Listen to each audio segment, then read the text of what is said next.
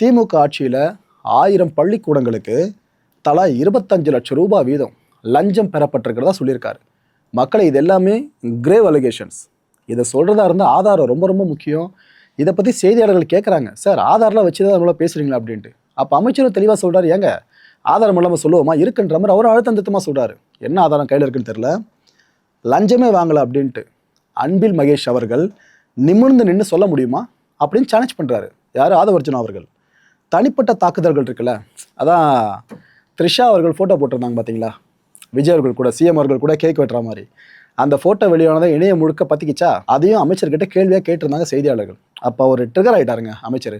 எங்கள் திமுக இதே வேலையாக போயிடுச்சுங்க, எப்போ பார்த்தாலும் தனிப்பட்ட தாக்குதல் நடத்துறதே அவங்களோட அரசியலாக நினச்சி வாழ்ந்துக்கிட்டு இருக்காங்க, அதை தான் இப்பயும் பண்ணுறாங்க. விசிகாவை உடைக்கிறதுக்கு திமுக முயற்சி பண்ணிச்சுன்னு ஒரு பெரிய குண்டை வேற போட்டிருக்காரு. போகிற போக்க பார்த்தா எந்த கட்சி எந்த பக்கம் இருக்குன்றது தெரியாது போல இருக்கு. அப்பேற்பட்ட குழப்பத்தை ஏற்படுத்துகிற மாதிரி ஒவ்வொருத்தரோட ஸ்டேட்மெண்ட்டும் அமைஞ்சிக்கிட்டு இருக்கு.